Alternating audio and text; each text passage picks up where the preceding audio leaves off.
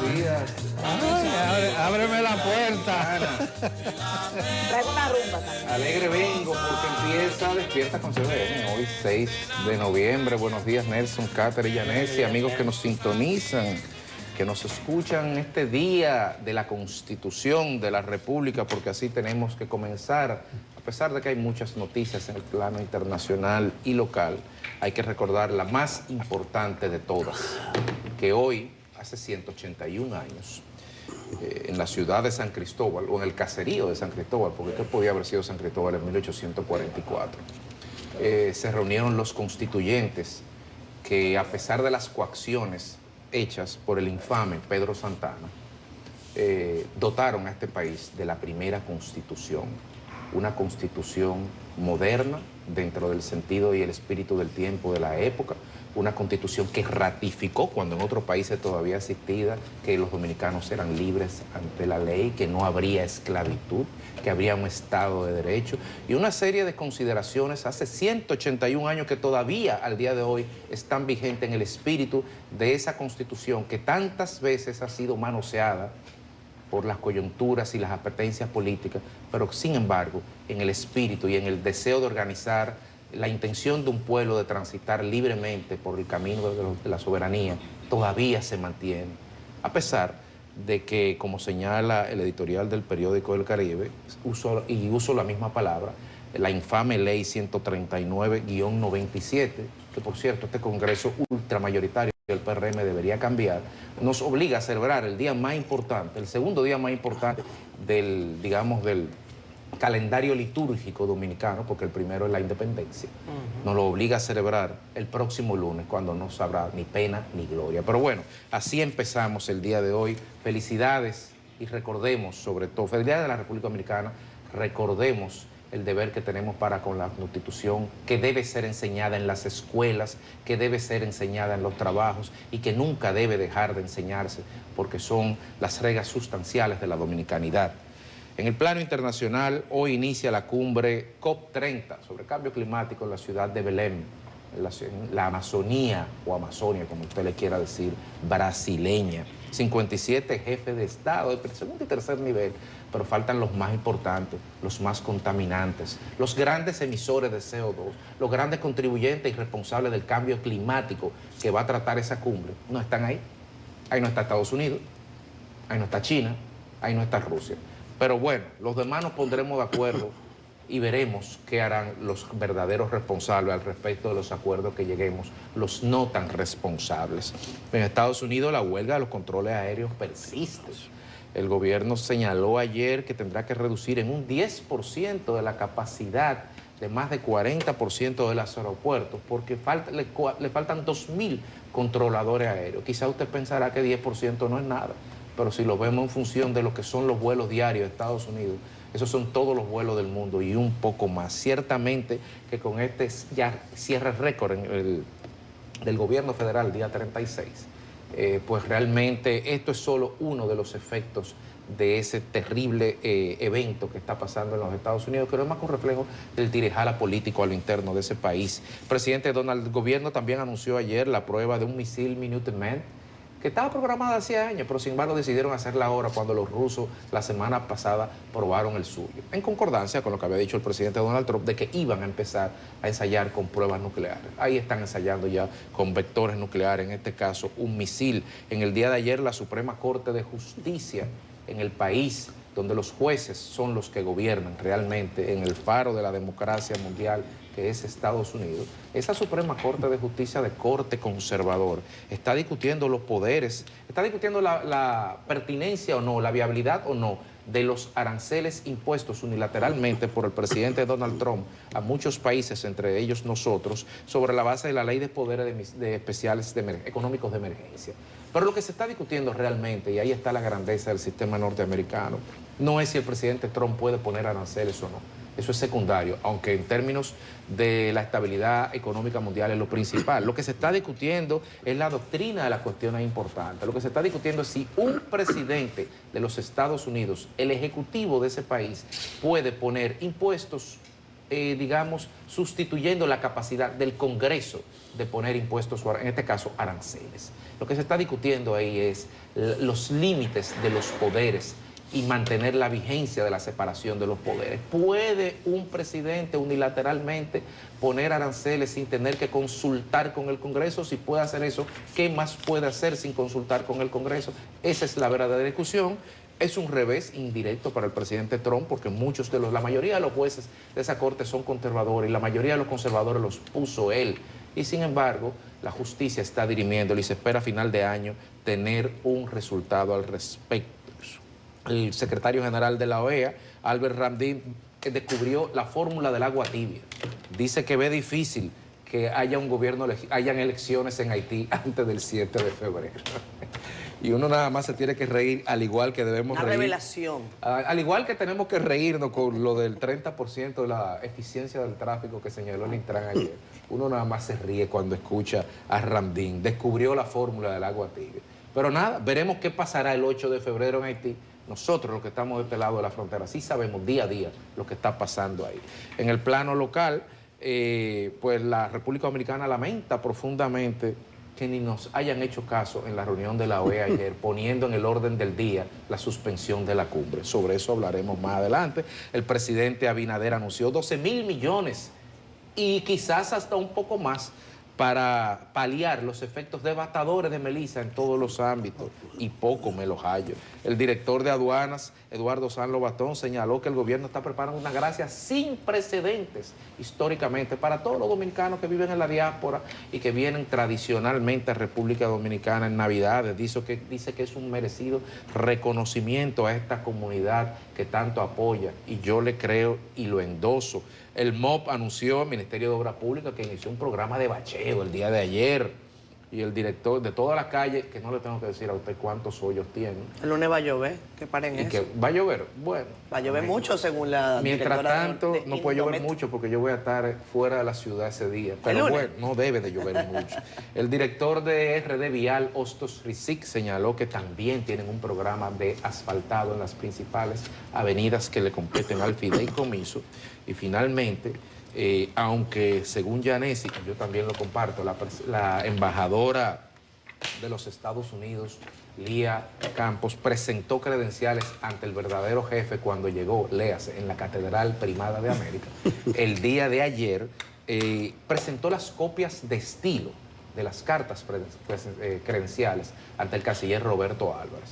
Las originales, o sea, las cartas credenciales per se, pues serán en algún momento presentadas ante el jefe de la política exterior de este país, que es el presidente de la República, y solo a partir de ese momento iniciará formalmente su labor de embajadora en la República Dominicana. De todas formas, es otro paso más que nos acerca a poder contar con una representación efectiva, permanente y digna del gobierno de los Estados Unidos aquí a través de su nueva embajadora, a la cual saludamos y nos congratulamos de que haya presentado esas copias de estilo. Buenos días. Buenos días. Exactamente, copias de estilo, no cartas credenciales.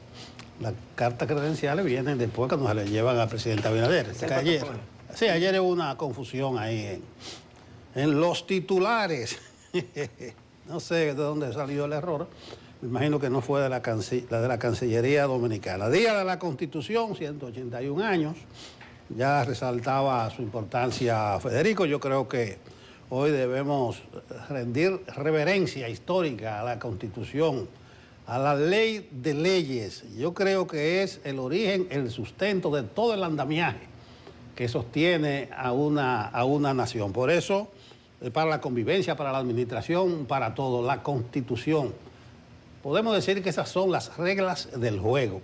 Agradecemos a don Milton Ray Guevara. Hoy nos dio una amplísima entrevista en el periódico El Caribe y decidimos encabezar el periódico con una cita de esa entrevista al magistrado Ray Guevara, porque es la visión que él tiene, que la Constitución es el mecanismo, es la herramienta para la paz, para la democracia. Y yo creo que debemos inclinarnos reverentes. Dice Milton Ray Guevara, una vez se lo copié esto, una charla que dio en Cotuí, que a la Carta Magna hay que verla como un texto casi sagrado para unir no para desunir y para multiplicar el sentimiento democrático, no para disminuirlo. Yo creo que comenzando por la clase política, que la manosea tanto, debemos nosotros tratar ese texto así, sagrado, como dice don Milton Ray. Uno la manosean de que para blindarla, otro para ajustarla a sus intereses, y no debiera ser. Es un texto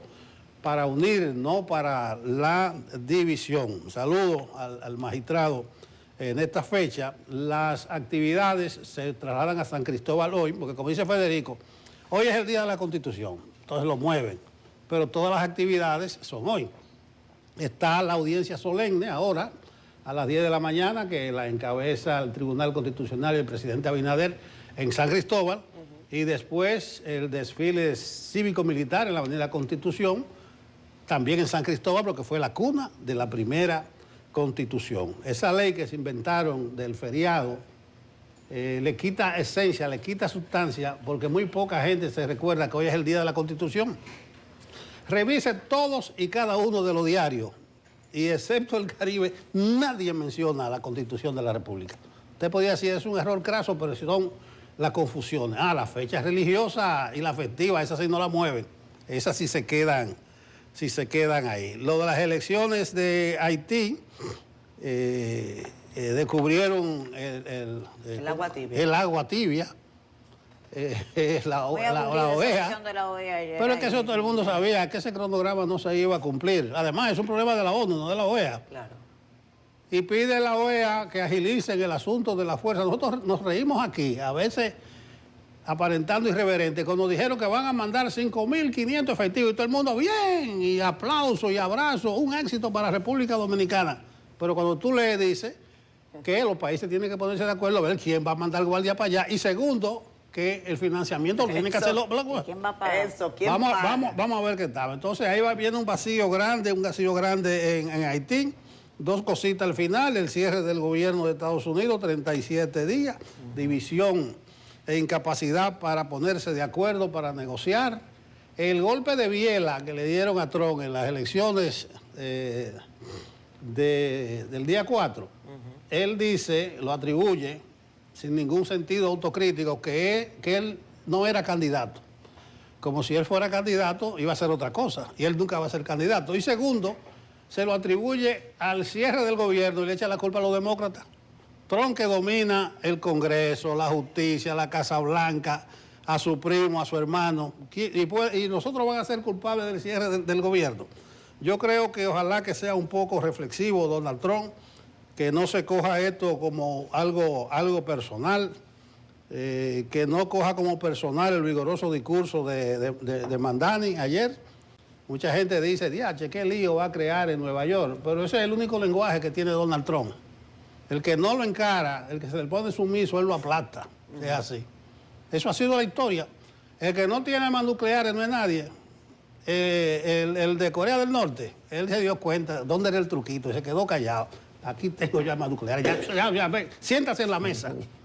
Pero bien, esperamos a ver qué sale de Estados Unidos, lamentando lo de la COP30 y agradeciéndole a la Embajada de Brasil en República Dominicana, que le dio al Caribe en exclusiva un artículo de Lula, del presidente de Brasil. Para la República Dominicana nos cogieron a nosotros y nos dieron, ahí está, que en la hora de la verdad, dice Lula, mentira, no va a pasar nada. De la COP30. La COP30, 57, a la que Abinader se desmontó a última hora. 57 jefes de Estado y de gobierno. Es una pena que ocurra eso en esta parte del mundo. Hablábamos aquí de la CELAC, Unión Europea, que comienza ahora. El domingo. El domingo. En Santa Marta. ¿Tú conoces a Santa Marta? En Santa Marta. ¿Tú conoces a Santa Marta? Yo llegué a Cartagena. Tenía pendiente preguntarte, no he llegado a Colombia. Santa Marta. ¿Usted lo conoce? Claro que sí. El último reposo del Libertador Cerca de Simón la Bolívar. Casa del Libertador, Caramba. de San Pedro Alejandrino. Pero es precisamente por eso que... ¿Tú sabes el quién señor fundó Petro Santa lo- Marta? Diga. Rodrigo de Bastidas. Mira, El yo dueño de la casa estaba de allá leyendo sobre la Sobre ciudad. Santa Marta. Y me gustó. Ojalá me hubieran invitado a la cumbre.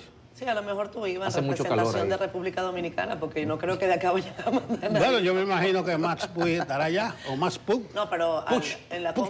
Unión Europea. ¿Eh? No, la Cumbre Unión Europea se la Max Puig. Ah, no, que la confundí con la COP30. En la Claro. COP30. No, la COP30 Max Puig. Y pero a Belén, la a Cumbre Belén, Unión y, Europea- a Belén y sus sí, a Belén, pastores. sí. El tema es que el señor Petro, con el ánimo de estar siempre buscándole la quinta pata al gato, no puso la Cumbre Unión Europea CELAC en un destino al que por lo menos los aviones que venían de Belén tuviesen llegada directa. Sí, están diciendo Un eso. Con la calculito. COP30 y esa que está ahí Pero, va a señores, haber... ya, pero yo no Chocan, quiero... Va a haber, pero Yo no quiero lo- respetar al presidente Petro, pero... Él sí respeta a él, no te preocupes. No hay que ayudarlo, ¿no? No hay que ayudar. O sea, de verdad. Pero ese es el problema. Yo estoy hablando aquí por la unidad y tú quieres meter la división. No, ni de división. Lo que hay es un error de cálculo producto de... Todos los países cosas que se no vamos a metan en mencionar esa onda esta- y que le sigan, va a haber problemas. Y mira lo siguiente. Dime. Va a fracasar la Unión Europea. Sí. Pero en mayo se celebró en China el foro CELAC China. Correcto. Y fue un lleno completo. Exacto. Es así. Se llenó hasta la gradería. Cambia el asunto. Y ahí me enteré que China es el principal socio comercial de 70 países en el mundo. Países, si es con empresas, El asunto cambia. Buenos Pero días. seguramente la Cumbre Unión Europea se la salva a Sánchez. Tú ves que tú tienes tu surrapa. Ay, Dios mío, nada. Aquí estamos y no puestos por el gobierno.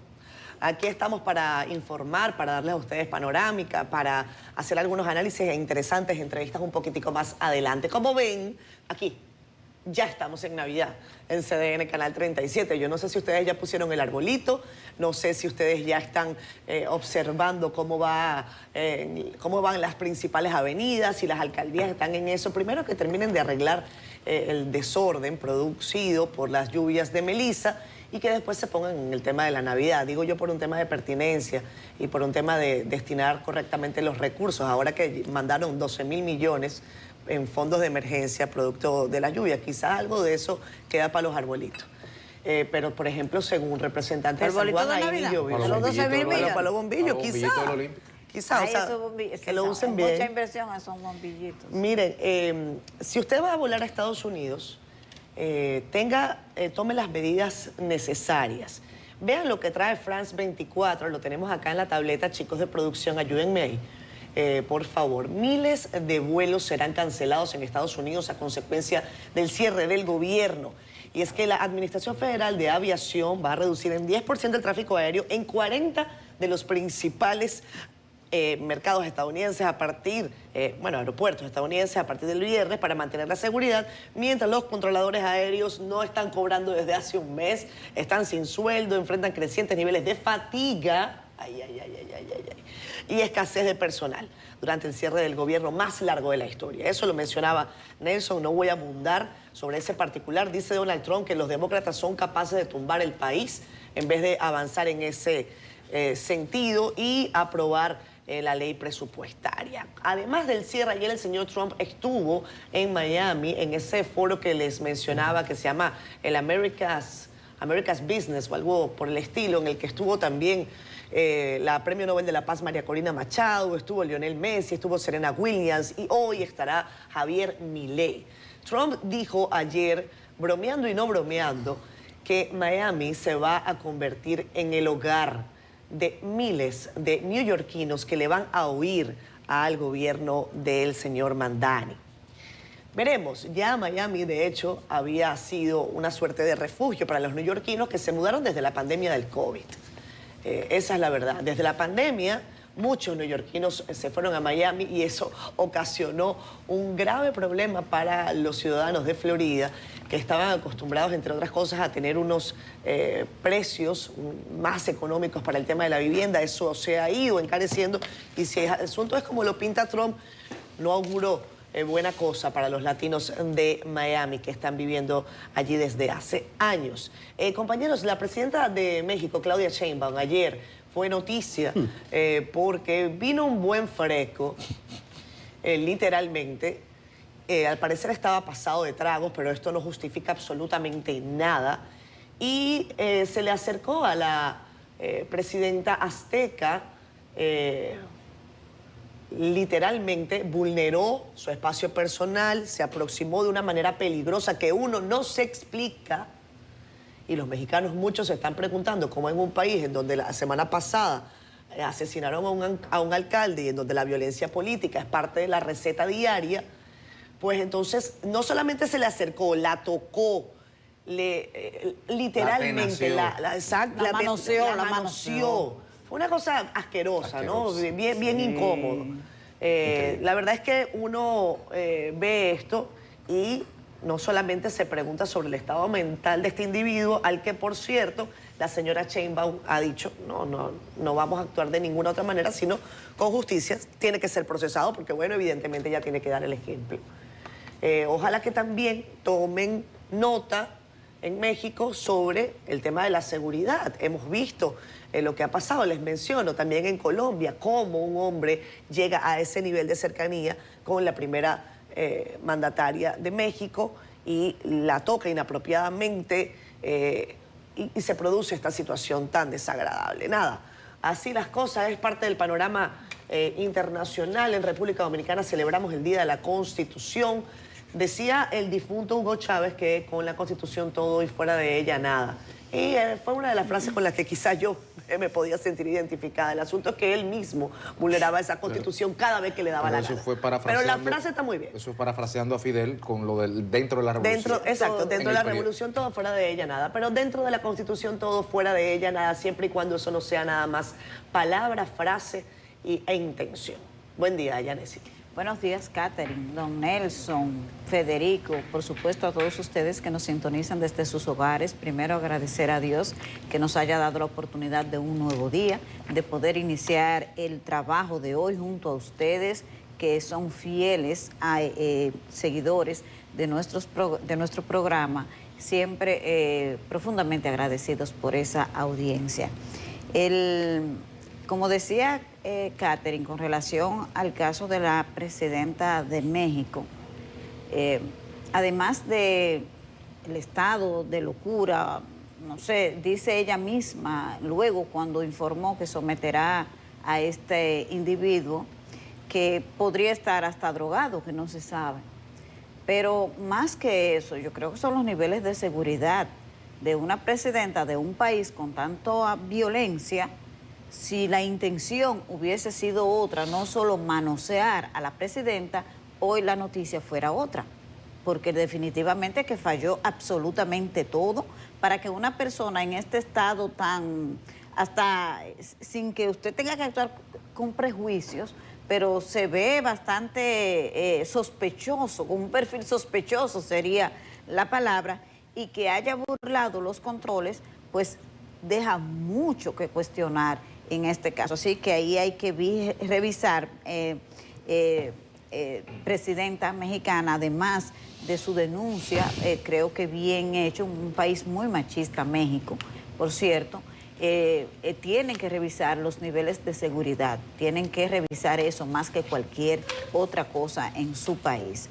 Y en el tema internacional sobre Haití, solamente agregar que lo que siempre ha dicho don Nelson aquí, son los términos del secretario general de la OEA para referirse a Haití, compromisos y términos reales de los socios que han hecho muchísimas declaraciones para ayudar a ese país, que es difícil de ayudar además, porque con intención no basta, y es verdad que hay que criticar a los de afuera que hacen compromisos que luego en la práctica no se observan, pero caramba, son difíciles los haitianos de ayudar, no es por nada, ellos tienen que ser autocríticos y tratar de buscar en Haití la solución para que de afuera se pueda ayudar, pero también el secretario de la OEA ha dicho que necesitan ver en la práctica qué es lo que se va a hacer con esa situación de Haití. Hay una situación en el INCAR de una falla, una avería eléctrica que ha generado una situación, y los pacientes ayer fueron, según los reportes periodísticos que hemos visto, y no pudieron recibir las atenciones porque hay una avería, y según vi en el periódico Listín Diario, el director del Servicio Nacional de Salud, Mario Lama, que hay que decir que es muy eficiente, por cierto, ha prometido que se va a resolver a la mayor brevedad esta situación, porque hay un cierre temporal de distintos servicios. Eso es preocupante, inexplicable, ¿no? ¿Cómo puede en un centro de servicios de salud como el INCAR fallar el sistema eléctrico? Decía Federico sobre los avances que presentó ayer el programa RD Se Mueve, y ellos hablan de que un 30% de reducción en el tiempo, y que han sido muy efectivas esas medidas y que las van a seguir ampliando, y que estamos incluso, este término me resultó como muy chocante, en un punto de inflexión en las mejoras del tránsito en la capital. Señores, yo no sé cuáles son los parámetros y las variables que aquí se están tomando en cuenta para estar diciendo cualquier cosa. Funcionarios del gobierno, representantes de la administración, porque es que ya no les luce. Cada vez que ustedes se despachan con declaraciones de este tipo, que le choca a la gente, porque una cosa es la que se dice y otra la realidad, ustedes se van desgastando y además no es necesario. De eso a la gente hasta se ha olvidado, de ese paquete de medidas, creo que fueron 32, no me acuerdo bien.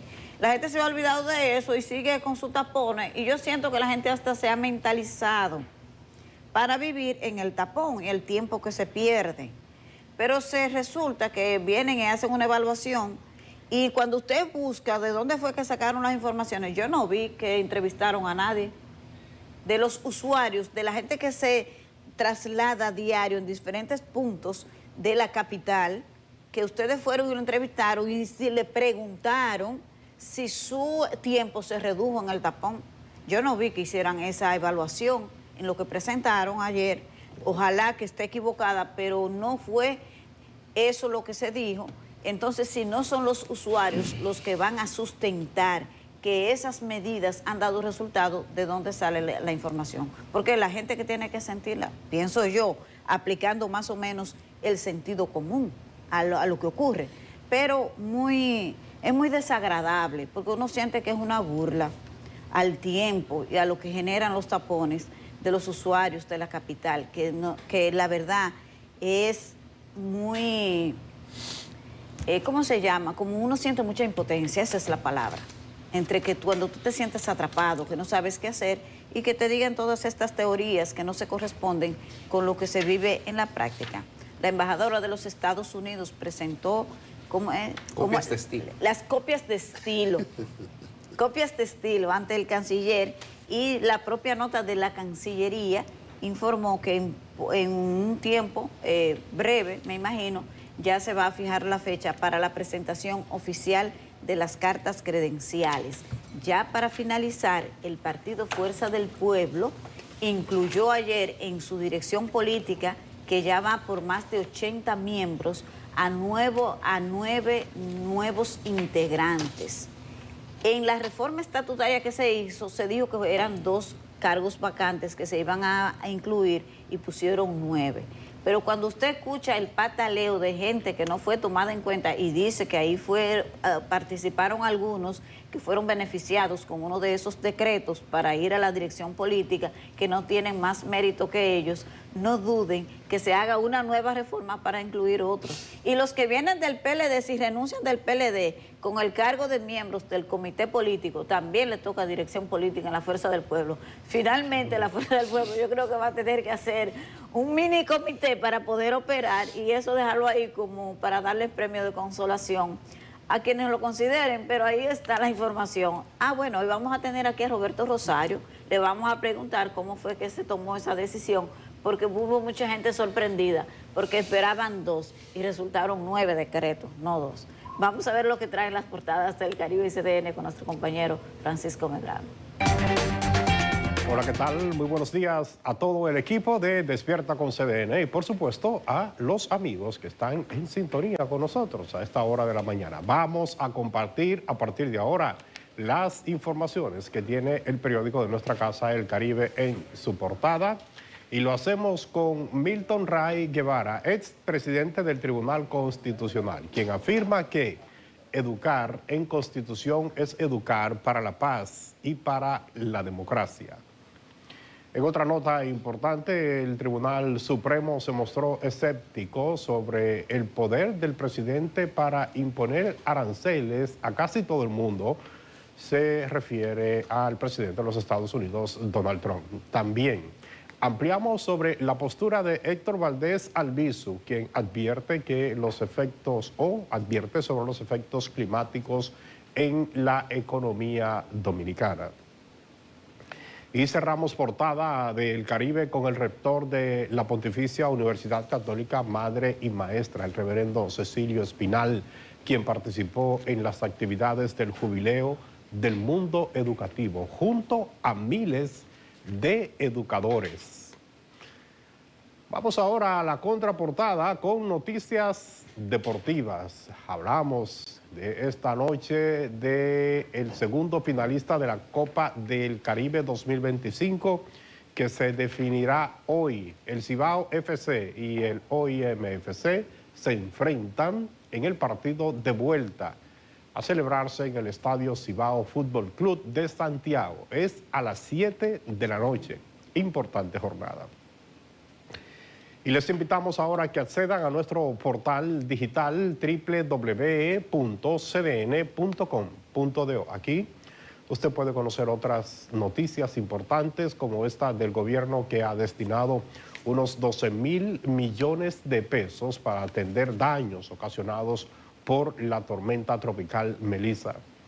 En otra información, el Senado conocerá en su próxima sesión las observaciones que ha hecho el Poder Ejecutivo a la ley de residuos sólidos. Y cerramos las principales de CDN Digital con la crisis electoral en Haití, la cual se agudiza tras la suspensión de sus elecciones municipales. Todas estas informaciones usted la puede ampliar accediendo a nuestro portal www.cdn.com.do. Además, les invitamos que también adquiera un ejemplar impreso del periódico El Caribe. Es todo de nuestra parte. Continuamos con más en Despierta. Atención, mucha atención al informe meteorológico de Jean Suriel. Hoy jueves lo hace extendido el viernes y todo el fin de semana. Un fin de semana largo. Jean Suriel. Muchísimas gracias, muy buenos días. Vamos a comenzar las informaciones meteorológicas con esta masa de aire fresca que se ha establecido al norte de la región del Caribe y en las últimas 36 horas ha influido de manera indirecta en República Dominicana. Esto se ha debido a la cercanía de este sistema frontal, el número 3 de la temporada, el cual no ha llegado hasta nuestro país de manera directa, pero ya en proceso de debilitamiento se moverá hacia el Atlántico Central durante las próximas 24 horas.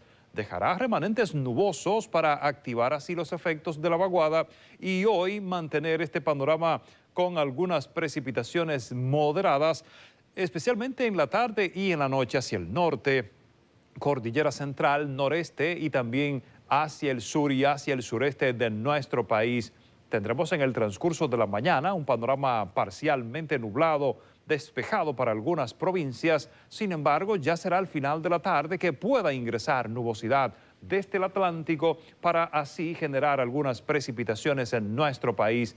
El tercer frente frío ha venido acompañado de esta masa de aire polar ubicada al norte distante del Caribe, pero los vientos que llegan desde el este-noreste han impulsado esas temperaturas para refrescar el ambiente en gran parte del territorio nacional. Así lo hemos visto en las últimas 2 noches y madrugadas y seguiremos, por supuesto, con esta misma frescura en el periodo nocturno hasta el fin de semana. Nos encontramos en temporada frontal y estos sistemas meteorológicos durante las próximas semanas se acercarán cada vez más hasta República Dominicana. Estas han sido las informaciones meteorológicas. Muchas gracias, Jean. A la pausa. 7:46 minutos de la mañana. Gracias a ustedes por estar con nosotros en Facebook Live. Hay mucha gente conectada. Nos encanta saludarlos. Gracias a María Daisy Pimentel Suárez. Buenos días para ti, María Daisy. Francisco Tejedalá. Excúsenme. Les dijimos que todavía hay gripe por aquí. Zafa. Hay gripe y el aire acondicionado hasta que pica, acá en el estudio de CDN. Y ese arbolito de fondo que tú tienes. Sí, me gusta. Te ve me como en el gusta. Polo Norte. Es como así, como medio navideña. Me gusta el asunto. Mari Daisy, ya te saludé. Francisco Tejeda Labra, también. Frank Pérez Mota dice que deben exigir que al inicio pongan música navideña, venezolana, como Fuego al Cañón. Bueno, un día pondremos Fuego al Cañón.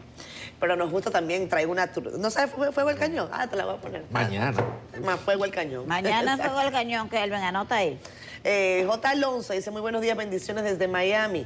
No puedo ver el programa desde temprano, ya que cambió la hora. Es hora de prepararme para ir a mi trabajo. Sabíamos que eso iba a pasar.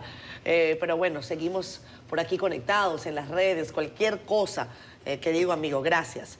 Comenta Cristian Segura, buenos días de Villa Olímpica, fiel al espacio, gracias amigo. Monchi Giraldo, Nelson, Catherine, Yulisa, también nos manda buenos días. Jacqueline Pérez, buenos días, bendiciones para todos. Feliz jueves de Atomayor, gracias. José Ramírez, creo que ya, que te gusta esta combinación y el color del arbolito. Bueno, qué bueno que te gustó, me encanta. Comenta por acá,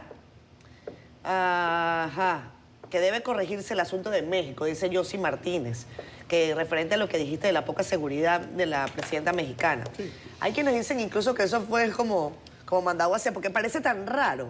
Sí, o sea, que cualquiera se cuestiona. Una falsa bandera. Parece falsa bandera. Sí. Y yo entiendo, porque es que, vamos a ver, o sea, ella llega así, el tipo se le pone atrás, o sea, y nadie hace nada, y nadie reacciona. O sea, es que fueron por lo menos 6 segundos, cuéntenlos. Es que la seguridad, los fallos más simples en la seguridad se cometieron ahí. Es que eso no tiene sentido, o sea, parece tan tonto con P que cualquiera podría decir que es un montaje. O sea, que cualquiera podría decir que es una cosa mandada a hacer para victimizar a la presidenta, para sacar del juego cosas que están en la agenda, lo del alcalde. Sí. O sea, evidentemente, hay algunos medios mexicanos que ya están haciendo esos apuntes. El tema alcanza para pensar así. Claro, claro que sí. 7:48 minutos de la mañana. Gracias a ustedes, la gente de San Cristóbal. Estamos de fiesta. Así es, Johnny. Gracias, gracias. Vamos a entrar con informaciones. Ya Yanesi les decía que tenemos a Roberto Rosario más adelante. Y no sé si tengamos tiempo, también estará con nosotros el doctor Miguel Ángel Oyer para hablar de cirugía reconstructiva desde el punto de vista de las mamas y algunos avances que se están haciendo importantes en República Dominicana. Y no sé si tengamos tiempo, que es mucho, de tener una llamadita, aunque sea breve, con Wellington Arnott a propósito de la explosión de un tanque de agua en el municipio de Consuelo, en San Pedro de Macorís, que ha dejado más de 15 viviendas afectadas. Hay personas heridas, aunque están fuera de peligro, pero yo creo que vale la pena que además de que él haya ido al lugar, nos diga qué se va a hacer y qué pasó. ¿Y qué pasó? ¿Y qué pasó? Claro. Vamos. Bueno, con relación al paso de la tormenta Melissa, el día de ayer el gobierno anunció un aporte extraordinario de unos 12.000 millones de pesos dirigidos a diferentes sectores para mitigar los daños causados por la tormenta a su paso por las proximidades del país. Yandela Pimentel no tiene los detalles. Este monto podría aumentar dependiendo de otras situaciones que aún se están auditando, así lo explicó el presidente Luis Abinader. Hasta ahora son los montos que hemos determinado. Eso no quiere decir que son los daños. Por ejemplo, teníamos una licitación de asfalto de 9.000 millones que realmente se va a aplicar ahora, pero eso estaba previsto. Y se le ha incrementado unos 1.600 millones también al Ministerio de Obras Públicas. También unos 2.000 millones de pesos serán dirigidos al Banco Agrícola para el financiamiento a los productores que se vieron afectados por este fenómeno atmosférico. Y tanto el Ministerio de Agricultura va a empezar todo un programa de arreglo de caminos vecinales y un programa de asfaltado que estaba incluso pendiente previo a la tormenta Melissa y que se detuvo por la tormenta Melissa. Ustedes saben que el asfalto y el agua no van juntos bien. Los ayuntamientos también están incluidos en esta ayuda financiera tras la tormenta Melissa.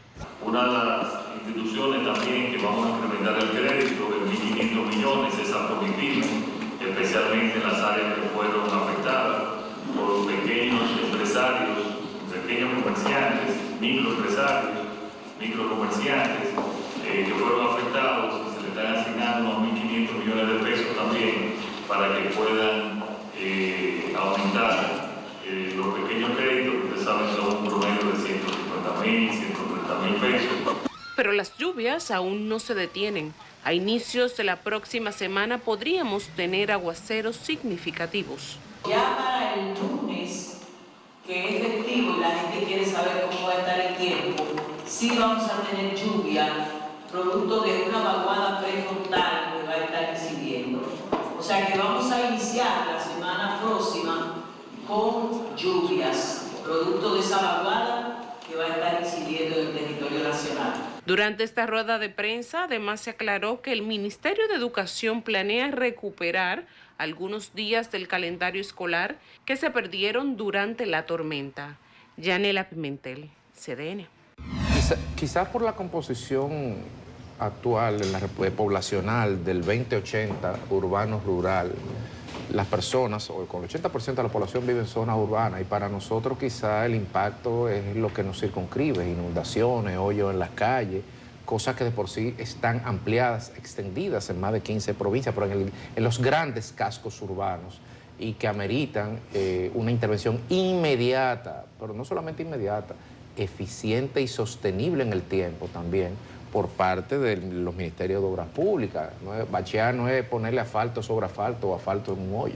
Pero bueno, el problema es que estos 12.000 millones de pesos van a ser distribuidos en 14 provincias. Si uno hace un ejercicio simplista, absolutamente simplista, y lo divide, estamos hablando de 1.166 millones, y esa no es la racionalidad del cálculo. Pero donde verdaderamente tienen que ponerse todo el apoyo inmediato es en los productores agrícolas. Porque solamente las personas que viven en ese 20% del territorio agrícola, que es el territorio rural, saben lo que significa que una cosecha se le dañe, que se le cae, que se le inunde un campo, que se vayan meses de trabajo y que implicará también meses de preparación. Claro, yo le agregaría, con el mayor respeto al Banco Agrícola y al propio gobierno, la sugerencia de que apoyemos un poco a Grodosa, porque no puede ser que los productores agrícolas, si el seguro de desastres cubre los daños ambientales, ¿por qué tenemos que estar cada desastre agrícola estar subsidiando? Muy bien por el gobierno que ponga estos recursos a disposición de los productores dominicanos y que pongan recursos dirigidos a solventar los daños en la infraestructura vial y estatal pública. Muy bien por eso, pero esto no debe ser tan reactivo. Lo único que le pedimos también es que pongan los mayores niveles de transparencia y de calendarización en la ejecución de estos gastos, para que no se piense una cosa que a lo mejor no fue la intención original. Era poca cosa. Agrodosa funcionaba una vez. Claro. Aseguradora Dominicana Agropecuaria. Yo tengo algunos amigos que dirigieron a Agrodosa. Incluso en algunos de los programas de Danilo, de la visita sorpresa, estaban amarrados también al seguro agropecuario, que debiera funcionar en este tipo de casos. Yo creo que son cosas, iniciativas que uno debe apoyar, aunque no está exento de hacer algunas precisiones. Yo veo de esos 12.000 millones que hay 8.500 aproximadamente que va a ser a discrecionalidad. Porque veo que a los bombillos de Navidad. Que veo que hay 2.000 para el Banco Agrícola y 1.500 para Promipyme. Esos van a tener algún tipo de retorno, pero los otros 8.500 van a estar destinados a ayuntamientos, la CAS, INAPA, y son aportes no reembolsables. Para la cañada, para ese tipo de cosas, para las aceras, obras públicas. Lo que me da una idea que las instituciones aquí funcionan con un presupuesto exacto. Cuando pasa, yo no sé el capítulo, estuve revisando de estos 12.000 millones, de dónde salieron, pero evidencia que muchas de esas instituciones que le van a dar la manita ahora tienen un presupuesto exacto y no tienen ningún margen para atender todo este tipo de cuestiones. De todas maneras, que sea lo más equitativo posible. Eso de aportes no reembolsables dan margen a cierta discrecionalidad. A propósito, para cerrar, estaba hablando con algunos amigos de San Juan de la Maguana ayer a propósito de lo que decía el diputado Mélida. Exacto, sí. El diputado, que allá ni llovió. Efectivamente, me dice, no, aquí Melissa jarinió. Entonces. Pero déjame aclararte. Me aclaran que la presa estaba ya vertiendo antes de Melissa, me Sí, aclaran eso. sí, varios días antes. Varios días antes. Y si hubo algún afecto fue, como estaba jarineando, lloviznando, la tierra estaba húmeda y no se comenzaron los tractores. Parece que tienen que hacer una zanja para la siembra de habichuelas. Claro. Y eso se retrasó un par de días. Y se anegó la tierra. Pero después me llaman de San Juan, espérate, que la gente del café se quejan de que sufrieron daños y están pidiendo ayuda. No sé qué tipo de daño. Se cayó el café, la cereza se cayó. Ah, bueno, ese tipo de cosas. Me dijeron que esa es la realidad de San Juan.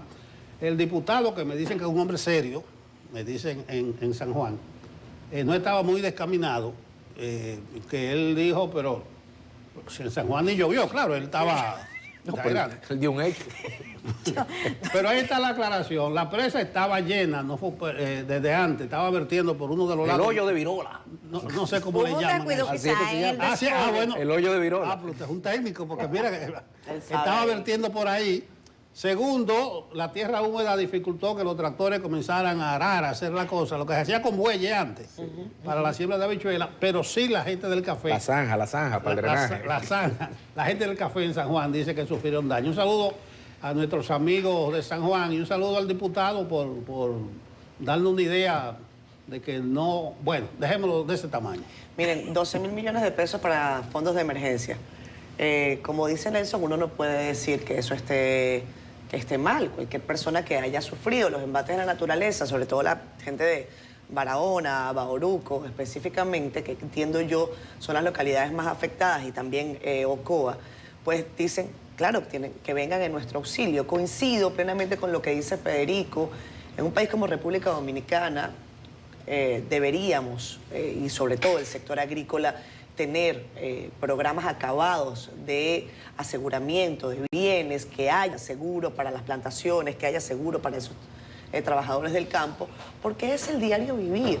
Y entonces el fondo de emergencia termina convirtiéndose en un fondo habitual, en un fondo anual de rescate, porque anualmente tenemos lamentablemente desastres. Esa es una realidad. Entonces, algo que te pasa todos los años puede ser considerado emergencia. No, es imprevisión.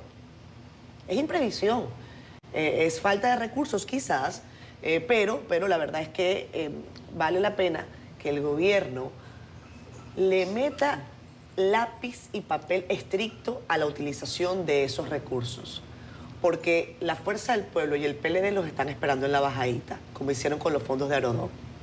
Si ustedes no utilizan esos recursos al dedillo, créanme que en menos de lo que canta un gallo, ustedes van a tener rueda de prensa del PLD, rueda de prensa de la Fuerza del Pueblo diciendo, ustedes usaron estos recursos de estas maneras que son poco elegantes, o a dónde se fue la plata. Entonces ponen al gobierno a tener que estar respondiendo después en una vorágine de cómo salimos de esto. Lápiz y papel, números claritos. Y si alguien utiliza eso para otra cosa que no sea emergencia, sino para poner bombillitos de arbolito, pues llámenle la atención y recojan esa plata.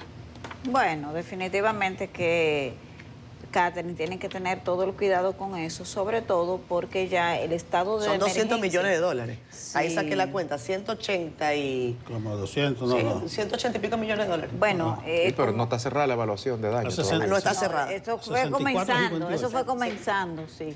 Pero de todos modos tienen que tener un cuidado extremo porque hay mucha vigilancia, hay mucha sensibilidad social, y especialmente porque la declaratoria de emergencia generó, desde mi perspectiva, un sentido de que la gente no entendió la necesidad, y ya se ha creado la expectativa o la creencia o la duda de que se quiere utilizar esos recursos de manera no adecuada. Pero vamos brevemente a ver una historia sobre los debates en la reforma al Código Laboral que se discute ahora en la Cámara de Diputados, porque ayer el presidente de ese organismo, Alfredo Pacheco, dio garantías plenas de que no se va a tocar la cesantía, como contrario a lo que denuncia el bloque de diputados del Partido de la Liberación Dominicana, que dijo que hay sectores no visibles a lo interno del partido de gobierno que quieren tocar la cesantía y hacer una reforma regresiva. Yarilis Calcaño tiene la historia. Con ese tema la ciudadanía puede estar tranquila. La Cámara de Diputados le cerró las puertas a cualquier propuesta que busque afectar o eliminar la cesantía. De acuerdo con el presidente de la Cámara Baja, es muy poco probable que ese órgano legislativo modifique lo aprobado en el Senado en torno a ese aspecto. El partido mayoritario, que es el PRM, tiene un firme compromiso con la cesantía. Sin embargo, tras la propuesta de modificación presentada por la diputada oficialista Carmen Ligia Barceló y que busca ponerle un tope a la cesantía, el bloque del PLD alertó que existe el riesgo de que se apruebe una reforma laboral regresiva. Nuestro bloque advierte que de aprobarse el proyecto impulsado por uno de sus miembros y otros sectores poderosos que se esconden detrás de esta propuesta, acudiremos al Tribunal Constitucional. Yo lo que he propuesto es que se le ponga un tope, no que se elimine. El ministro de Trabajo reiteró que la propuesta de la diputada oficialista forma parte del debate democrático en el Congreso, pero que no refleja la posición del gobierno ni del partido. Garantizó que la cesantía no será tocada y exhortó a la Cámara Baja a aprobar sin demora el proyecto de ley. El deseo de nosotros es que esa reforma del código, y es el deseo de Alfredo Pacheco, el presidente, es el deseo de Ricardo de los Santos, que se apruebe rápido. El país necesita esa reforma. De acuerdo con el presidente de la Cámara de Diputados, noviembre será el mes decisivo para la aprobación de la reforma laboral. Yarilis Calcaño, CDN. Con nosotros Roberto Rosario Márquez, es presidente de la Junta Central Electoral, miembro del Comité Central, la dirección política de la Fuerza del Pueblo y además, esta no la conocía yo, coordinador del sector externo de ese partido. Los buenos días, Roberto Rosario. Buenos días a ustedes y qué placer, ¿verdad?, poder compartir este espacio para llegar a los amables televidentes. ¿Usted es sector externo, entonces, coordinador? Bueno, todo eso ahora mismo va a ser evaluado. Recuerden que acabamos de elegir los miembros de la dirección política, ese proceso concluyó. Ahora vamos al proceso de la evaluación de las funciones individuales de cada uno.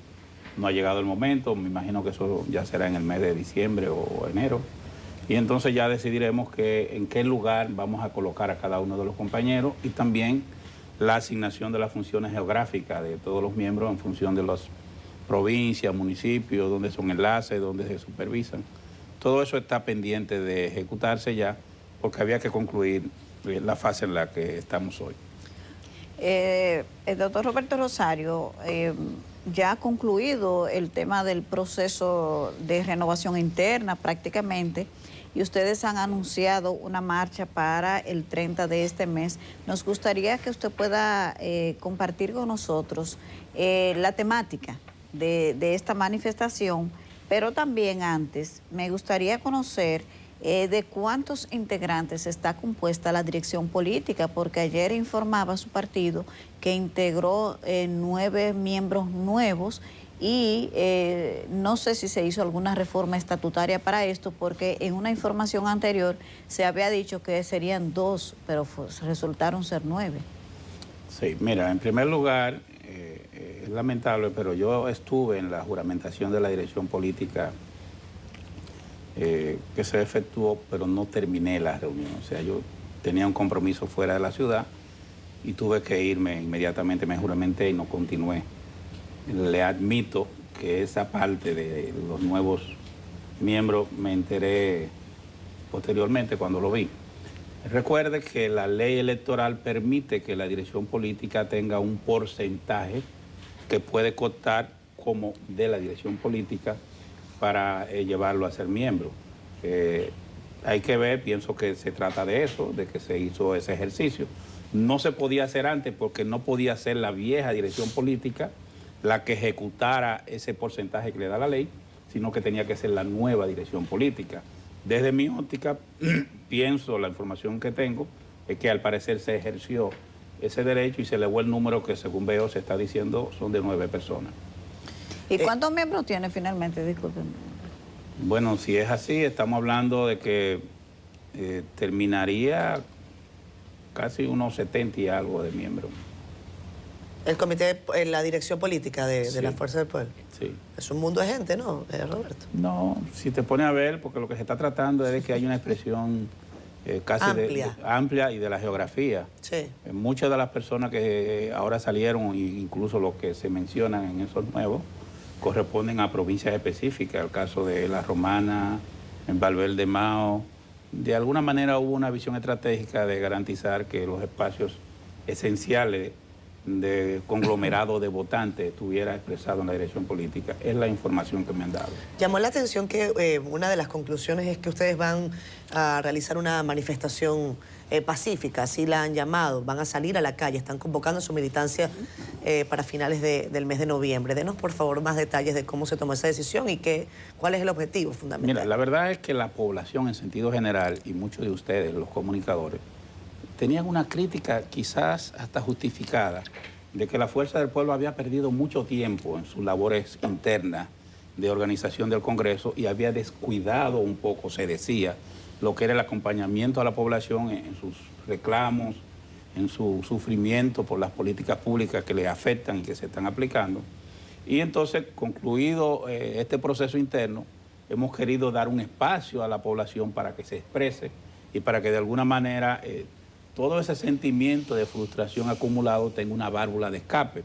Porque si tú cometes el error de dejar que la gente no se pueda expresar, no tenga un canal donde hacer sentir sus sentimientos de impotencia, ¿por qué no decirlo? Ante esta situación de ahogo económico pudieran ocurrir situaciones peores, como la que ocurrió, por ejemplo, en el 1984, en otros espacios, que se han dado manifestaciones violentas. Nosotros queremos canalizar ese sentimiento de alguna manera de la población, de exigir del gobierno el cumplimiento de los programas sociales y de los programas institucionales que ofreció a la República Dominicana. Hay un sentimiento de frustración y de decepción de la población que si usted ve las opiniones y hasta las mediciones interesadas, algunas que se están haciendo, tiene un nivel exagerado. Estamos hablando de que en algunas están hablando de un 70 o 80% de insatisfacción con las políticas públicas. Y la verdad es que pareciera que el gobierno, que primero fue sorprendido, porque hay que admitir, evidentemente, que el Partido Revolucionario Moderno fue sorprendido en el 2020 cuando el pueblo le dio esa oportunidad de gobernar. No se planificaron para hacer un gobierno dirigido a resolver problemas reales, sino lo que vivían era en denuncia, y no se prepararon para gobernar. Pero con el tema de la pandemia, la gente como que entendió que había que darle una segunda oportunidad y se le ha dado. Pero la gente ya entiende que no hay razón. Ya usted tuvo 4 años administrando la cosa pública. ¿Cómo se explica que usted ahora no sepa cómo manejar el tema? Fíjese que cada vez que hay una crisis política, el PRM responde convocando un diálogo. Si hay un problema eléctrico, vamos a convocar un diálogo para que lleguemos a un acuerdo de cómo resolver el problema. Si hay un problema de agua, vamos a convocar un diálogo para resolver el problema. Cada vez que hay una crisis en un sector de la economía o en un sector de la población que ha afectado, la solución es convocar para escuchar opiniones. ¿Y eso está mal? No, lo que está mal es que usted no tenga un plan de gobierno. Se supone que si usted llegó a gobernar, usted debió llegar con planteamientos y formulaciones de cómo resolver esos problemas. Y evidentemente lo que está demostrando es que está improvisando. Pero es peor. En todos los diálogos que se han hecho, que la oposición ha apoyado al gobierno, ninguno de los acuerdos que se han aprobado se han aplicado. Tampoco tiene sentido. ¿Cuántos se han realizado 2 pactos eléctricos? No se ha aplicado ninguno de los elementos esenciales que fueron aprobados en esos diálogos eléctricos. Hubo un diálogo sobre el problema del agua, se ha implementado. Tampoco, en nada, en ninguno de los aspectos se han aplicado. En materia educativa, se han aplicado los acuerdos y los pactos que se han hecho en materia educativa. O sea que el gobierno, dice usted, se oxigena con estos diálogos. El gobierno está utilizando la supuesta apertura para escuchar a la oposición y a la población como un mecanismo de marketing político. No lo está haciendo con sinceridad y en el interés real de concertar acciones para resolver el problema. El gobierno lo está usando. Nosotros tenemos un problema. Nosotros tenemos un presidente que tiene muchas cosas positivas, pero tiene una hiperactividad pública, mediática, que lo está transfiriendo a las políticas públicas y cree que todo se resuelve en un programa de televisión o en un programa semanal, que ya la gente está harta de ese programa, porque lo que vive es tratando temas insustanciales. Entonces, eso te tiene tiene a la población en un estado de decepción y en algunos casos de depresión, porque ve que al final de cuentas no se aplican políticas. Todo se resuelve con un titular de periódico. O sea que la Fuerza del Pueblo no asistirá a ningún nuevo diálogo convocado por el gobierno, sino que pasará a la manifestación pública. No tengo autoridad política para hacer esa afirmación. Lo que sí... Yo pregunto. No, lo que puedo decir es que la Fuerza del Pueblo, eso sí, y porque se ha dicho públicamente, entiende que el gobierno de manera irresponsable no ha cumplido con los pactos que hemos hecho y con el apoyo que le ha dado la oposición en áreas específicas para la solución de problemas que afectan a la población. Doctor, a propósito de crisis, el paso de la tormenta Melissa ha causado algunos daños importantes en ciertas provincias del país.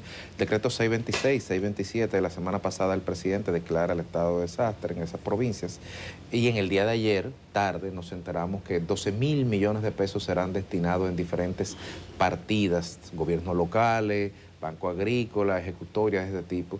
Aunque es muy temprano para tener una posición de la Fuerza del Pueblo oficial, ¿cuál es la opinión en sentido general que ustedes le dan a la gestión de la crisis antes, durante y ahora con estos recursos puestos a disposición?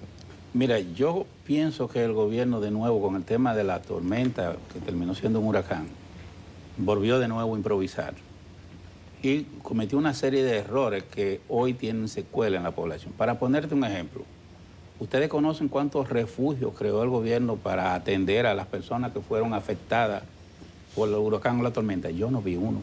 No se anunció un solo, no se explicó un solo. Y tú me dirás, bueno, pero gracias a Dios no hubo ninguna persona que muriera o que se anegara. Creo que hubo uno o dos. 40 pero hoy lo anunció. Pero no, a nivel público yo no vi un solo refugio anunciado. Lo que significa que ellos quizás no le veían la magnitud que iba a tener el fenómeno en términos de agua, sobre todo, y de aspecto, porque el fenómeno era más agua que viento. Sí, digamos. correcto. Y de alguna manera anegó muchas de nuestras tierras. Y ahora, para mí, lo que quiere es utilizar las consecuencias del fenómeno para hacer actividad política. Vamos a ver cuántas son las provincias que ellos están incluyendo en ese proceso y si es necesario solicitar, como ha hecho, yo creo que ya lo sometieron o lo van a someter a un proyecto para que sea declarado de urgencia, que para mí no tiene otro propósito que aligerar los procedimientos de compra y abastecimiento de productos. No hay otra razón. La única y verdadera razón de esa declaratoria es que lo que voy a comprar en un mes me lo pueda comprar en 15 días y que no tenga que someterme a los procedimientos de escrutinio y de control para esas compras. Y eso tendrá también una secuela de corrupción en la adquisición de eso, porque cuando se termine de investigar, por ejemplo, cómo se manejó la compra de los insumos en la época pandémica, hay mucha gente que va a tener como que decían antes, que dormir con ropa. Que van a tener que dormir con ropa cuando eso se haga, porque aprovechando eso se hizo de todo. Pero cuando ven, bueno, salió ahora con el tema de Senasa, salió a la luz pública que cosas que donaba a China y traía a otro país después terminaban siendo revendidas a terceras personas cuando se recibían de manera gratuita. Pero bien, cuando todo eso se analice, porque tenemos un procurador general de la República, una Procuraduría General de la República que no le presta atención a eso no es de su interés. Como no es de su interés tampoco los actos de corrupción que se dan en este gobierno, porque este es el único país del mundo que tiene una Procuraduría para trabajar en el pasado y no le interesa el presente. Y por esa razón, entonces, cuando salga este gobierno, el pueblo va a descubrir el calado de la corrupción en el gobierno del PRM. Miren, le voy a decir algo, que lo he pensado mucho, pero estoy convencido de ello. Yo creo que en los gobiernos, sobre todo en el último gobierno del PLD, de Danilo Medina, hubo mucha corrupción, exagerada. Creo que le hicieron un gran daño a la memoria de Juan Bosch y a ese partido que hizo una gran obra de gobierno, pero con esas manchas en ese periodo. Pero son niños de teta delante de esto. cuando se profundice en el estudio de los niveles de corrupción del gobierno del PRM, cuando ellos salgan, la gente va a estar horrorizada. Porque a aquello se le acusa de declaraciones y corrupción de asiento, todo lo de esto es de a miles. Y todo lo disfrazan con una serie de entramados jurídicos para que cuando tú vayas a llegar al beneficiario directo tengas que pasar por 5 o 6 escalas, porque han introducido una serie de manejos que definitivamente llevan tiempo. Pero insisto, a la Procuraduría eso no le interesa. Ellos están todavía en el pasado. Ellos están en el 2020, del 2020 para allá. Mira, Roberto Rosario, uno de los estrategas de la Fuerza del Pueblo. La gente desluce ahí. Y que conte que no soy PLDista. ¿Cómo está el partido ahí? Ya se dice que en las encuestas, Leonel dice que ya pasó al primer lugar, pero sale el PLD que está en primer lugar, el PRM que está en primer lugar, todo el mundo está en primer lugar. Escribió esto el martes en el Caribe, un triple empate. Sí, pero si los tres están en primer lugar, ¿cómo tú ves el actual momento del partido, su crecimiento? Bueno, según el resultado electoral que recién pasó, el PRM obtuvo una votación que le permite decir que está en primer lugar. La Fuerza del Pueblo, según todos los escenarios, está en un segundo lugar y el PLD está en un tercero. Según lo que ha ocurrido con posterioridad a eso, ha habido un descalabro en la percepción pública respecto de las ejecutorias de gobierno del PRM y ese partido está descendiendo de manera estrepitosa. Los trabajos que nosotros hemos hecho y las informaciones que hemos recibido está colocando a la Fuerza del Pueblo entre un 39 o un 40% de simpatía. El PRM no está ahí con ninguno de sus candidatos. Incluso los dos mejores posicionados de ese partido, que son la señora Carolina Mejía y el amigo David Collado, ni se aproximan siquiera a ese nivel de aceptación cuando tú lo mides de manera individual como partido frente a la Fuerza del Pueblo y frente al espectro que nosotros estamos presentando para el próximo proceso. Espérate, tú me has puesto del PRM persona y la Fuerza del Pueblo como partido. Sí. Pero ¿cómo están las personas de la Fuerza del Pueblo entonces? La persona mejor posicionada de la Fuerza del Pueblo es el presidente Fernández.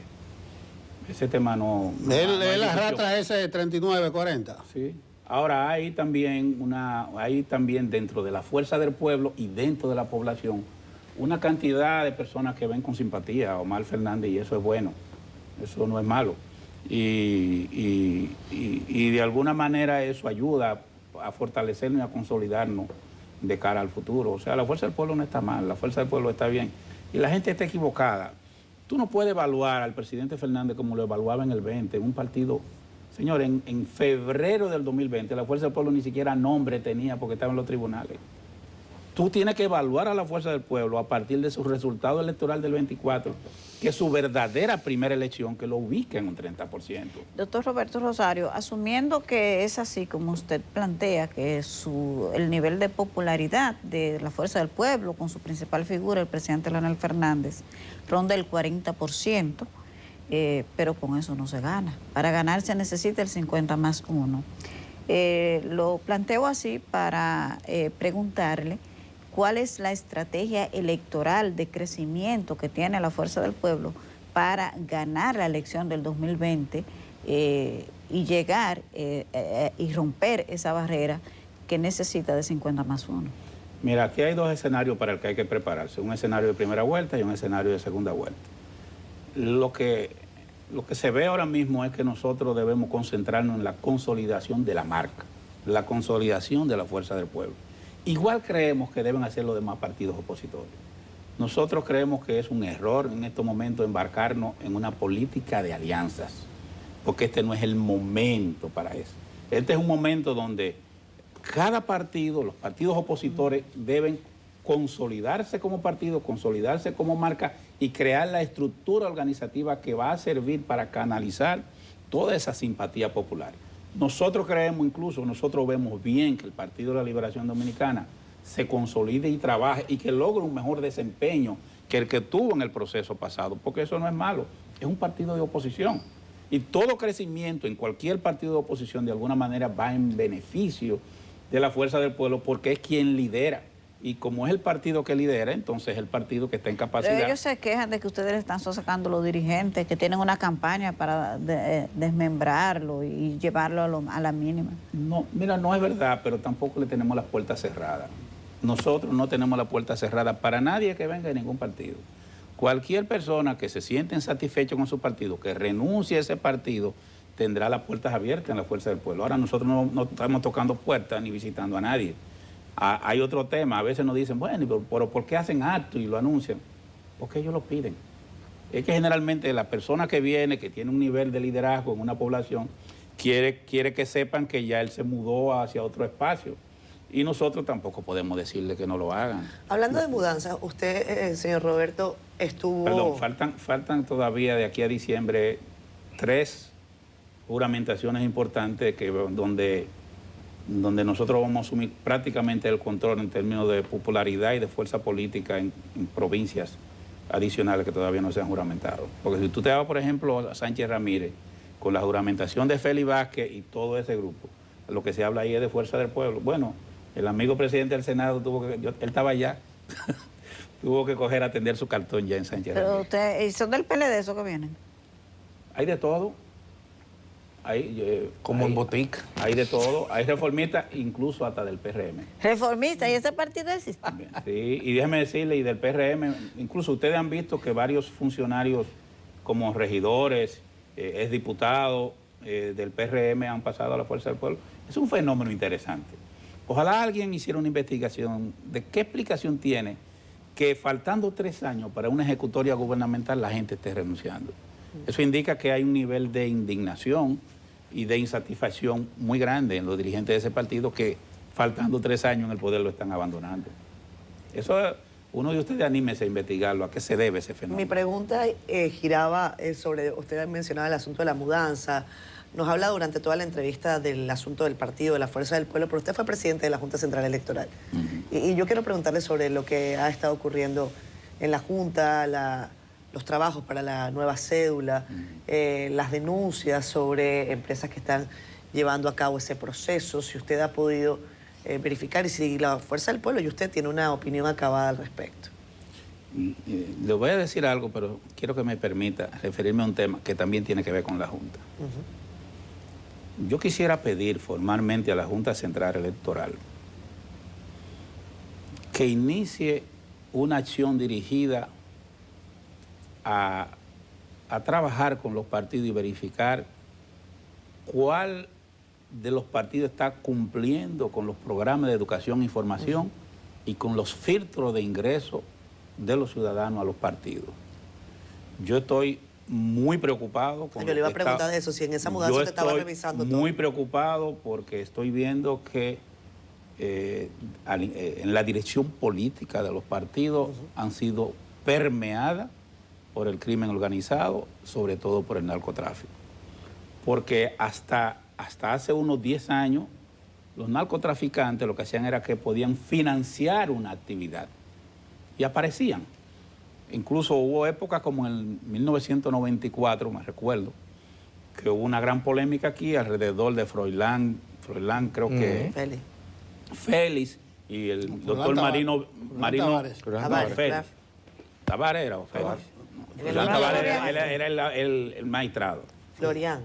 Florian Félix. Y me acuerdo que los Castillos, hubo un tema ahí, cuando Peña y los Castillos y eso se mantuvo hasta el 2000 y algo. Las pistas. Y las pistas y todo. Pero siempre se decía que era que ellos financiaban. Pero lo que está pasando ahora es grave. Estamos hablando de que o son diputados, ¿me entiendes? O algunos senadores son señalados, u otros... O sea, en primerísima persona, o sea, que no están detrás de... No, están ellos. Sí. O son regidores, o son nombrados como asesores, es decir, ya hay... Mira, es como si un cartero hubiese decidido ir hacia el Estado de manera directa con sus miembros, y eso debe preocupar. Por lo que llamo a eso. Y lo quiero decir con la autoridad que me da yo haber sido presidente de la Junta, porque cuando yo fui presidente de la Junta, recuerdo como ahora, que antes de inscribir los candidatos, todas las informaciones yo se las remitía a la Dirección Nacional de Drogas para que lo depurara. Y voy a dar un dato aquí. En una ocasión le mandé un listado al Partido de la Liberación Dominicana de personas que eran mencionadas como posibles vinculados a eso, y ellos lo excluyeron de su nómina de candidato. Eso está ahí y no hay que hacer. La que dirigía eso se llama Alejandrina Germán. Pueden contactar con ella a ver si estoy hablando la verdad. Pero nosotros teníamos un poder, una actitud activa. Incluso recuerdo que me llegué a reunir con Miguel Vargas, decirle, mira, tú tienes esta gente aquí, yo creo que tú debes prestar atención. Yo no puedo impedir que sean candidatos porque no tengo una sentencia definitiva, pero ustedes internamente pueden tomar medidas. Pregúntenle a Miguel Vargas, pregúntenle a Alejandrina, porque yo vivía atento a ese tema. Yo creo que la Junta debe pasar a jugar un papel más activo.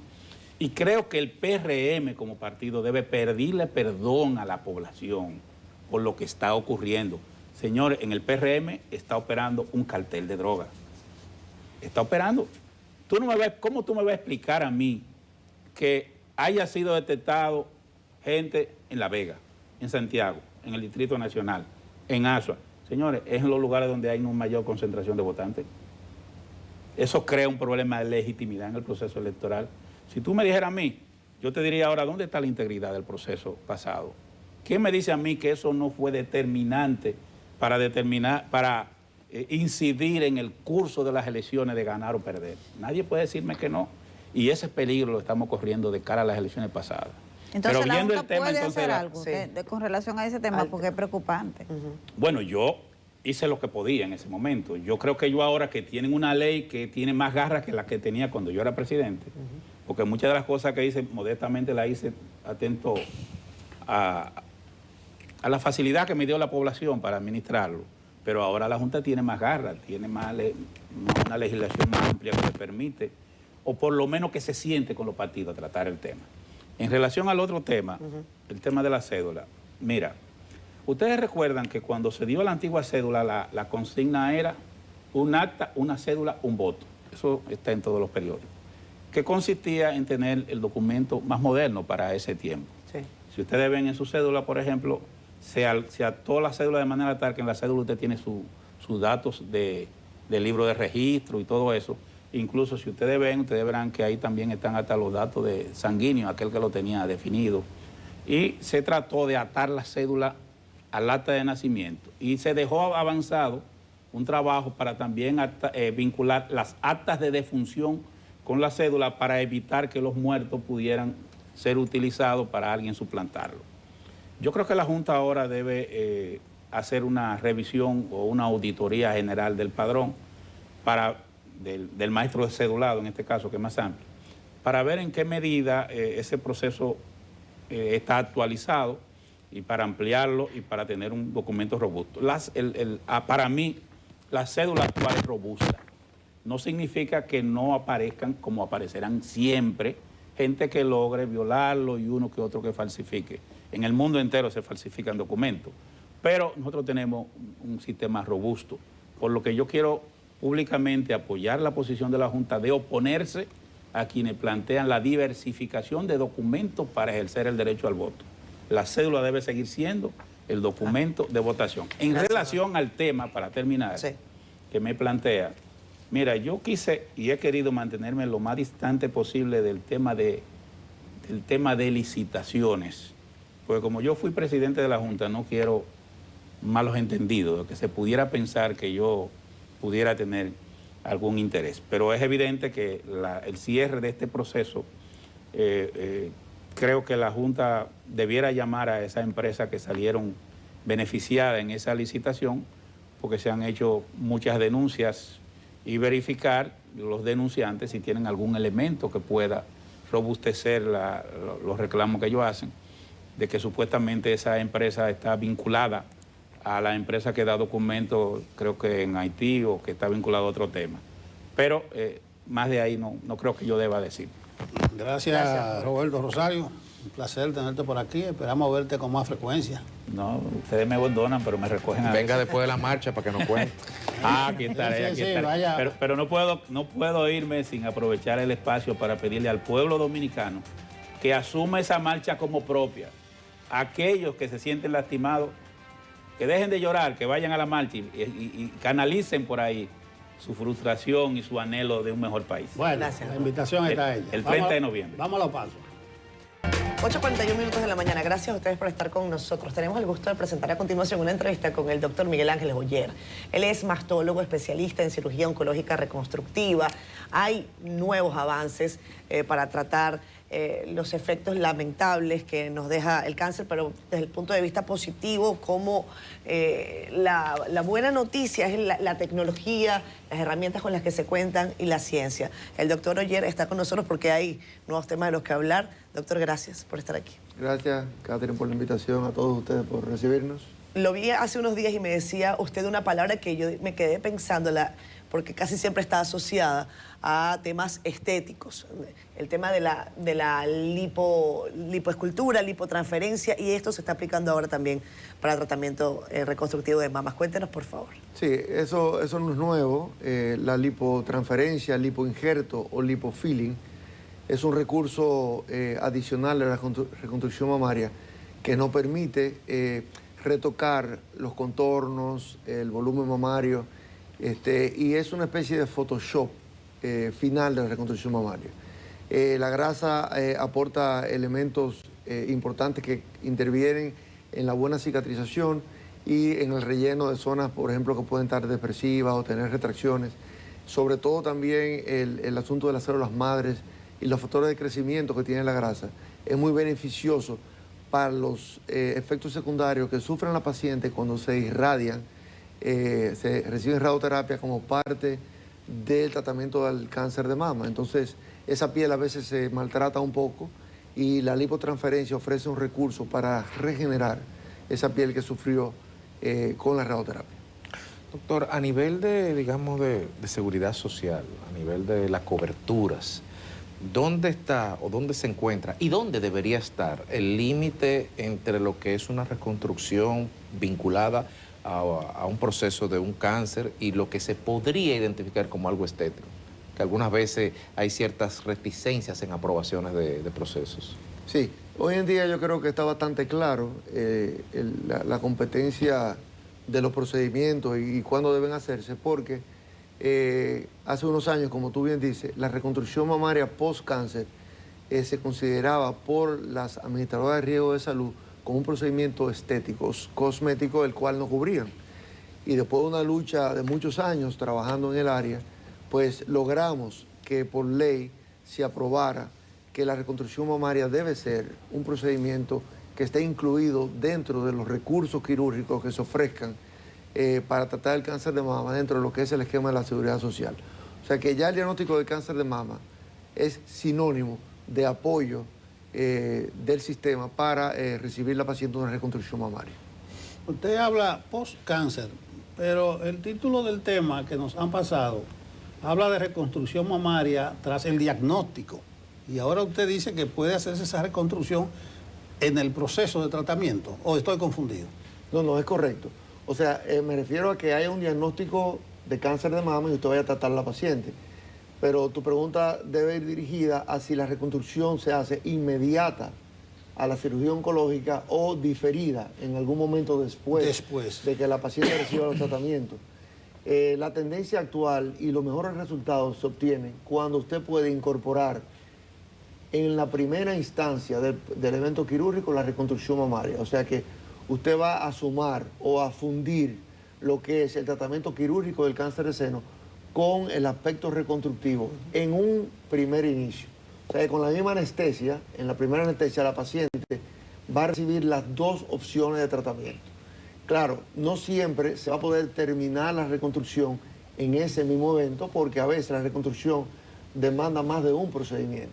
A veces hay que poner, por ejemplo, expansores que son transitorios, hay que después quitarlo y poner el implante definitivo. A veces hay que retocar la mama contralateral, o sea, es un procedimiento que no siempre se logra en un solo evento. Pero realmente lo ideal es iniciar ese evento reconstructivo en el mismo momento que usted hace la mastectomía. Y no solamente la mastectomía, tenemos el escenario donde a la paciente se le preserva la mama, porque el cáncer de mama hoy en día, con los diagnósticos tempranos que estamos haciendo, la mayoría de las veces no perdemos la mama en el momento que hacemos la cirugía oncológica. Es lo que se llama la cirugía conservadora de la mama. Entonces, ya per se también en la misma cirugía conservadora o de preservación de la mama se incorporan procedimientos que son reconstructivos o oncoplásticos que dan al traste o que tienen la finalidad de que además de usted resecar, extirpar y curar a la paciente del cáncer, obtener un resultado cosmético lo más apropiado posible, conservando la mama, la paciente sin perder su mama natural. Doctor, ¿y los niveles de riesgo de hacer las dos cosas al mismo tiempo para llevar un poco de garantía a alguna mujer que tenga una situación de ese tipo y esté escuchando esto como una novedad? ¿No hay mayores riesgos? ¿Es lo mismo? ¿Hay menores? ¿Cómo es? Bueno, es una cirugía más larga. En una paciente, por ejemplo, que tenga un riesgo anestésico importante, probablemente sería quizá la única indicación que uno se tienta a diferir la reconstrucción mamaria para otro procedimiento. Pero si la paciente tiene un estado general aceptable y está vista por el cardiólogo y por el anestesiólogo y su riesgo quirúrgico es normal, no hay ninguna razón para que no incorporemos la reconstrucción mamaria, porque no es más riesgo vamos a decir, el procedimiento per se. Y tampoco lo es, que probablemente sea una pregunta que te pueda surgir, la interferencia de esa reconstrucción mamaria con los tratamientos complementarios a realizar. Ustedes saben que las pacientes que sufren de cáncer de mama, muchas de ellas reciben quimioterapia, muchas de ellas reciben radioterapia y después terapia endocrina. Pero hoy en día está demostrado que la cirugía reconstructiva se puede incorporar perfectamente a la cirugía oncológica sin que interfiera de manera importante los tratamientos obligados que tenemos que realizar en el paciente luego del procedimiento quirúrgico. En particular, atención a la radioterapia, que es probablemente el tratamiento que nos genera un poquito más de conflicto de interés con la reconstrucción mamaria, porque la radioterapia, aunque sea una radioterapia del mejor nivel, como tenemos por ejemplo en la Clínica Abreu y en otros centros del país, tiene efectos secundarios que a veces pueden afectar el resultado de la reconstrucción mamaria, porque puede contraer o contracturar el implante, puede afectar la piel y en algunos casos puede realmente tener problemas con la reconstrucción mamaria. Pero en términos generales, hoy en día la buena radioterapia y la buena reconstrucción están yendo de las manos, y es como en un matrimonio obligado. Tenemos que hacer las dos cosas porque la radioterapia es obligatoria en muchos casos y la reconstrucción no debemos dejar de hacerla. O sea que podemos convivir con los tratamientos complementarios sin ningún problema. Doctor, acabamos de culminar el mes de octubre, ya estamos acercándonos a la Navidad. Sin embargo, es bueno que nos hable usted de la experiencia que ha tenido durante no solamente este mes de octubre en el que se ponen los ojos y la atención en la lucha contra el cáncer de mama, sino lo que usted ha estado viendo en su consulta, situaciones que le preocupen y temas que valga la pena rescatar ahora que hemos hecho ya reflexión después de estas jornadas. Sí, primero que después de un mes tan intenso de comunicación y concientización para lo que es el cáncer de mama, recordar que obviamente debemos estar atentos todos los meses del año y que la mujer no debe esperar octubre para saber que las mamas es el asiento más frecuente del cáncer femenino, que una de cada 8 mujeres va a sufrir un cáncer de mama si vive 80 años, y de manera que hay que estar atentos a eso y controlarlo durante todo el año.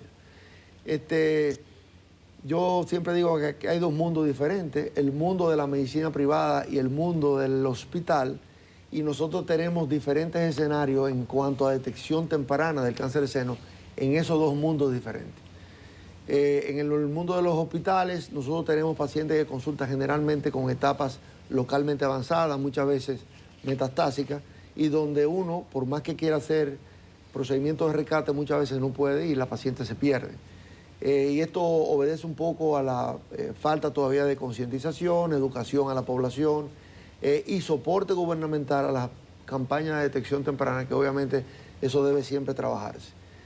Pero en el otro mundo, el mundo de la medicina privada, que es principalmente el que yo hago, aunque hago también medicina de hospital, nosotros en el campo de la medicina privada, nosotros tenemos una mortalidad muy baja por cáncer de seno y tenemos una detección temprana muy oportuna.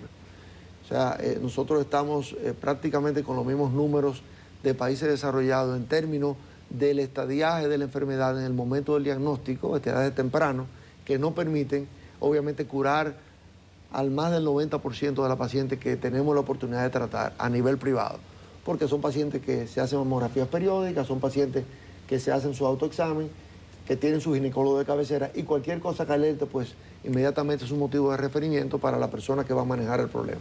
O sea que tenemos esos dos mundos. Creo que no debiéramos tenerlo, debemos fundir esos dos mundos y tener los mejores resultados en ambos, pero esa es la realidad que nos acontece hoy en día en nuestro país.